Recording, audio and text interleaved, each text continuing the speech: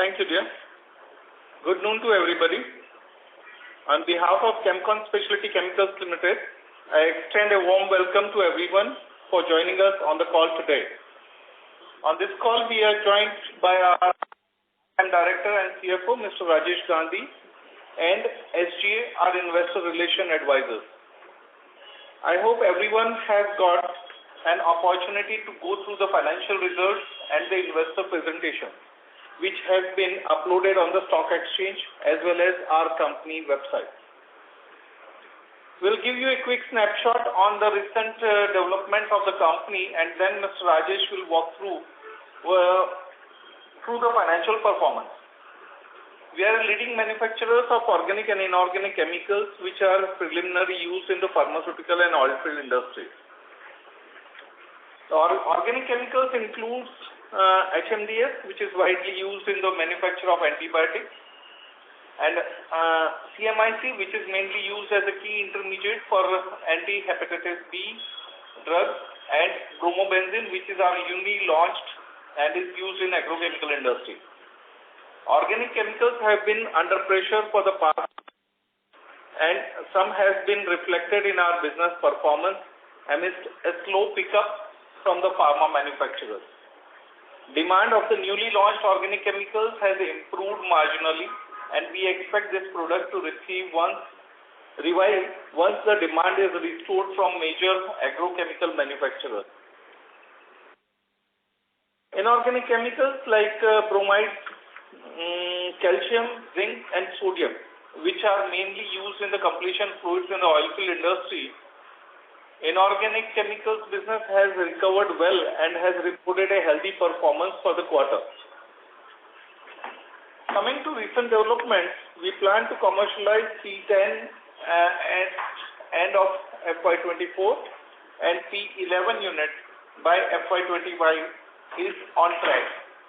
We aim to manufacture new range of pharma products in this facilities, which help to widen our product basket. We have also acquired an adjoining land of about 25,000 square meters. Our present is 50,000 m square. So this is a 50% size expansion for the land availability to us. It is adjacent land to the existing facility at Manjusar and will be utilized for the future leg of expansion. Going forward, we expect the growth to start kicking in FY25 with revival in demand from major pharma players. We expect FY24 to remain moderate. We have huge growth opportunities as we move deeper into the pharma market and meet the need of chemical suppliers. Being a global leader in this pharmaceutical chemicals and a net cash company, we are well positioned to capitalize on future opportunities. Our role in this growth opportunity will be to facilitate them to have a sustainable partner in the long term. We have done meaningful investments over the years to increase the product offerings and will continue to do so to create long-term sustainable growth.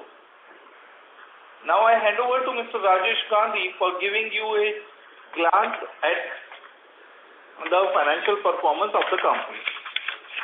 Thank you, Mr. Agarwal. Good afternoon, everyone. Q2 FY24 performance highlights. Total revenue stood at 75.2 crores as compared to 57.9 crores of Q2 FY23. Growth of 29.8% on YOY basis.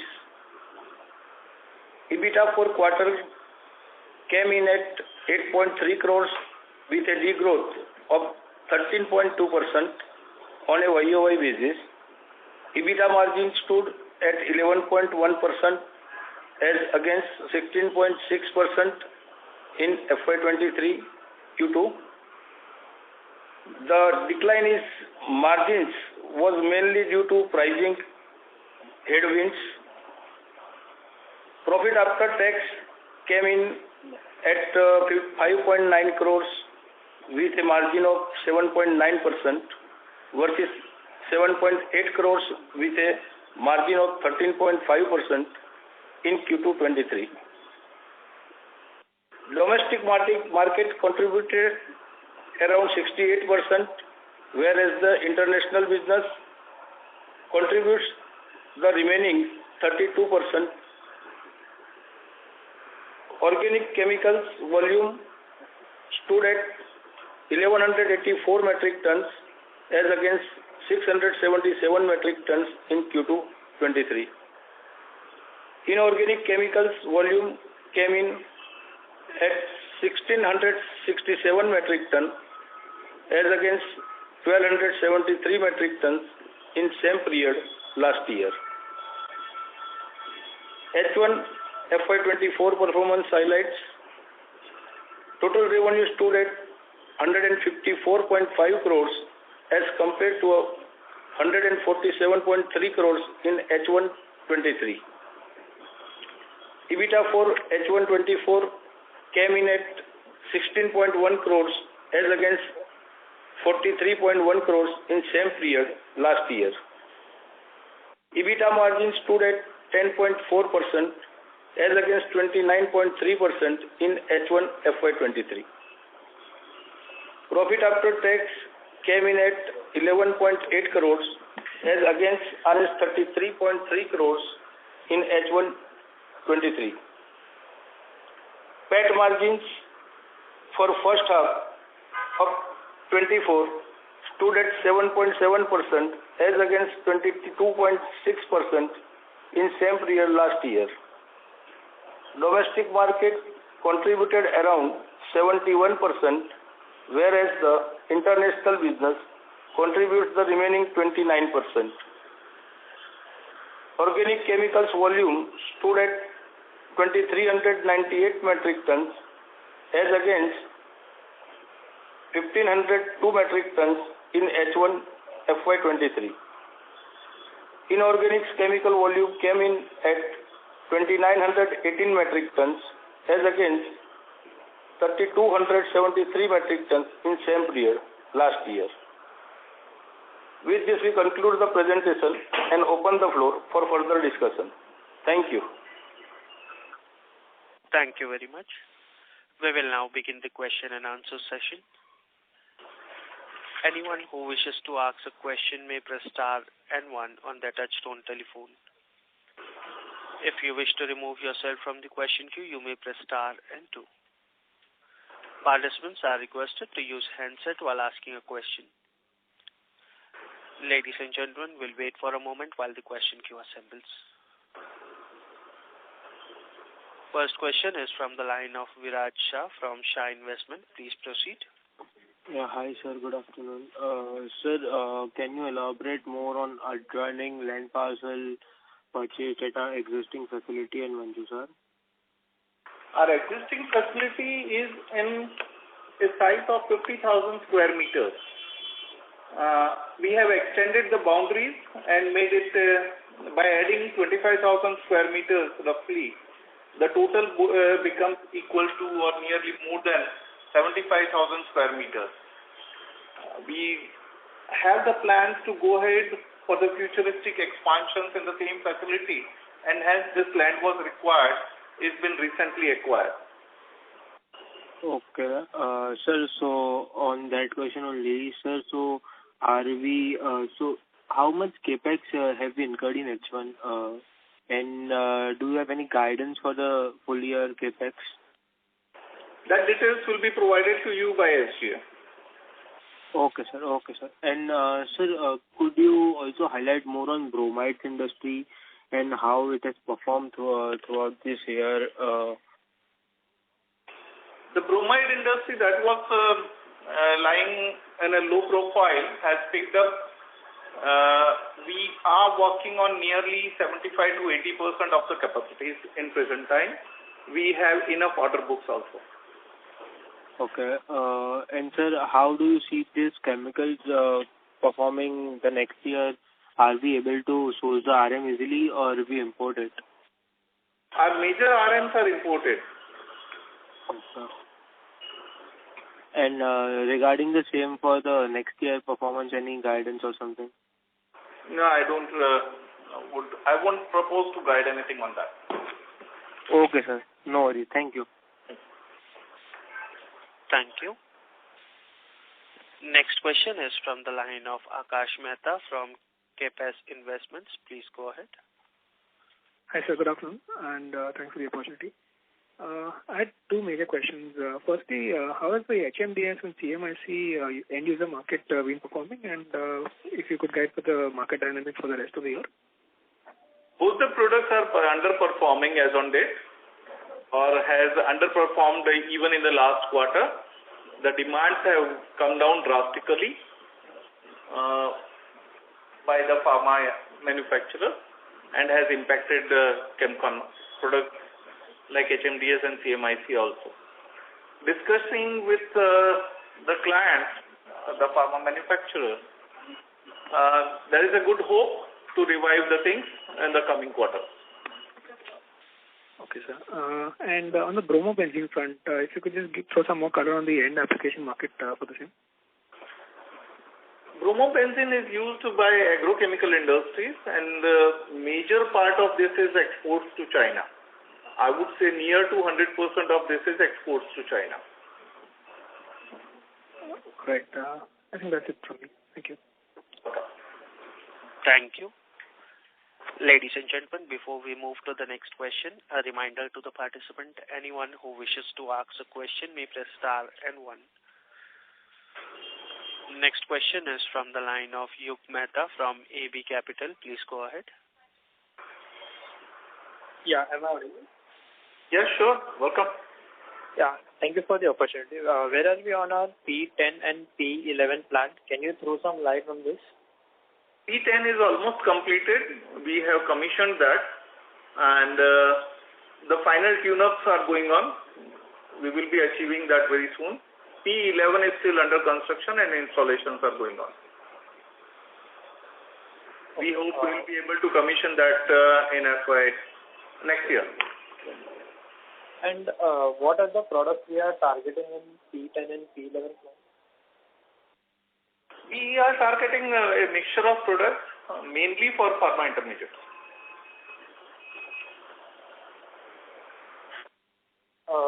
Substitution. Where is the major demand traction coming from? And also, what is the ideal demand-export ratio? Domestic export ratio one should expect going forward? I said it will be a import substitution. You can understand there won't be much of exports, but it will be a domestic market in major. We'll be substituting the imports from China. Okay. Can you highlight more on Highlight more on guanine products where we expect to commercialize the product? This all will be organic chemicals, and they will be into the pharma as major as well as going to agrochemical. Okay. That's all from me. Thank you. Thank you. Thank you. Participant, to ask a question, you may press star and 1. Next question is from the line of Saurav Kataruka, an individual investor. Please go ahead. Yes, thank you for the opportunity. Sir, I'm going back to one of your earlier earnings calls after listing, where you had said that we have applied for the testing of semiconductor applications for HMDS. It is a time-taking process. I just wanted to check, is the company thinking towards the capturing, the semiconductor market where companies are setting up plant in India? And is there any progress towards that? That is first question. And the second question is about the land acquired in the vicinity around 6 kilometers. I think you had said in the last earnings call that it is an agricultural land and conversion approvals are awaited to non-agricultural land. Is there any progress on that? And by what timeline or what period do you think there will be some utilization of that land? Welcome. HMDS for the electronic applications yes, we are hammering hard into that field, and we will be finding the applications of the same in the country also. It will be a grand success for the organization, but keeping the fingers crossed, let the things materialize. I would propose that. As far as the land acquired around 7-8 kilometers away, that is still an agriculture land. The conversion to non-agriculture process is ongoing. These are the government formalities. The normal time to be taken is 90 days. That are the norms. But as it moves, it gets extended by 90 days every 90 days. That is the present scenario. The land that we have recently acquired, the adjacent land, this is already a non-agriculture land that we have purchased and can be utilized with the existing facility right from day one. Mm-hmm. Okay. And even for the pollution control or the permissions, it will be just an extension of the area. So that is going to be the biggest advantage towards the availability of scope for expansion. Okay. Thank you, sir. One suggestion, apart from the two questions which I asked. We know that the industry is going through tough times, and it would be good if there is consistency in earnings call after every quarter. Like we're having after 3 quarters. So that is one request. If you can do it every quarter. Last time there was a last minute change due to some exigency, but after that there was no update posted. Just a suggestion. I understand. I welcome your suggestion. Yeah. Thank you. Yeah. Thank you, and great things for the facility. Thank you. Thank you.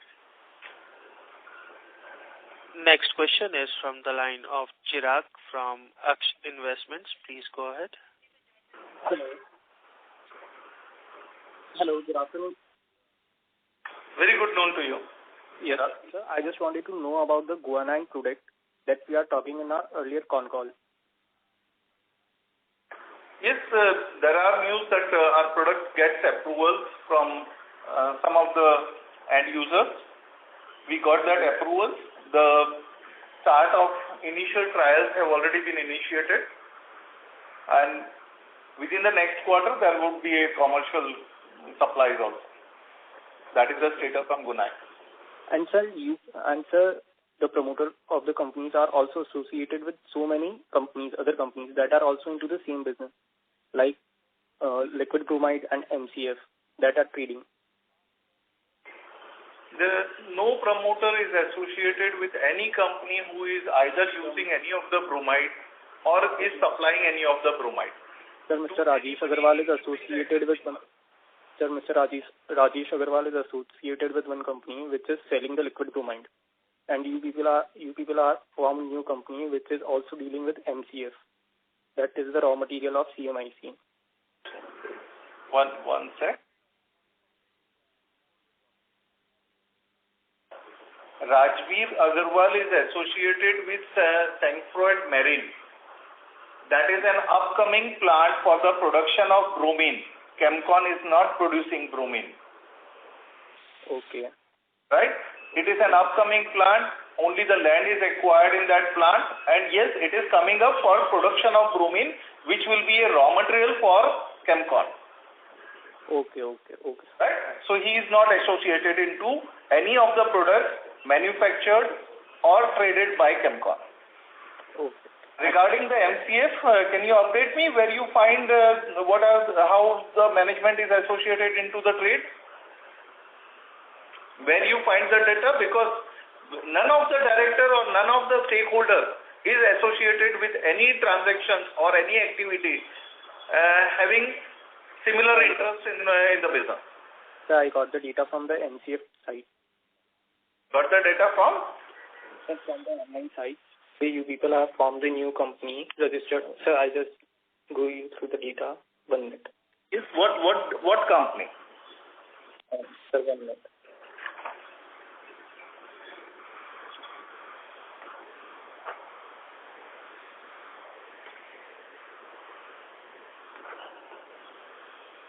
Sir, thanks for marine chemical. That I have already updated you. It is for bromine, not for MCF, dear. Okay. Okay? Okay. Thank you. Thank you, Chirag. Thank you. Ladies and gentlemen, anyone who wishes to ask a question may press star and one. Next question is from the line of Preet, an individual investor. Please go ahead. Am I audible? Yes, Mr. Preet, you are audible. As I have observed in the FY2022, in the June quarter, we have a margin of 28%, and in the current quarter, we have a margin of 7%. Can you please elaborate about how there is a reduction in the margin? Dear, we work on a value-added basis. The prices of the final product and raw materials fluctuates drastically. So if you work up on percentage, I had been talking all the Concall that please do not evaluate Chemcon business on percentage basis, because the raw material as well as the finished prices, they vary drastically. Yeah, and can you please elaborate about how the cost of material consumed is getting costly day by day? How the cost of material consumed is getting costlier day by day? It depends upon the product basket. If I am making an X product, say for example bromide, if that demand or the production is more, the raw material consumption is more in that compared to the other organic products. So there cannot be an overall idea of how it is taking, because it is not a streamlined business. All products manufactured 100% equal quarter on quarter, day on day. It depends upon the market. If the market is demanding an X product, the raw material cost is cheaper, so it will go cheaper. So there will be a lower raw material consumption. If there is a demand for the Y product, the raw material consumption is more, the demand will change accordingly, company will manufacture accordingly, and hence the raw material cost may go up. Okay, thank you. Okay, welcome. Thank you very much. Ladies and gentlemen, as there are no further questions from the participant, I now hand the conference over to the management for the closing comments. Thank you everyone for joining us today on this earnings call. On behalf of entire team, we wish you all a very happy Diwali and a prosperous New Year. If you have any queries, please get in touch with SGA, our investor relationship advisors. With this, I conclude the call. Thank you. Thank you. Thank you.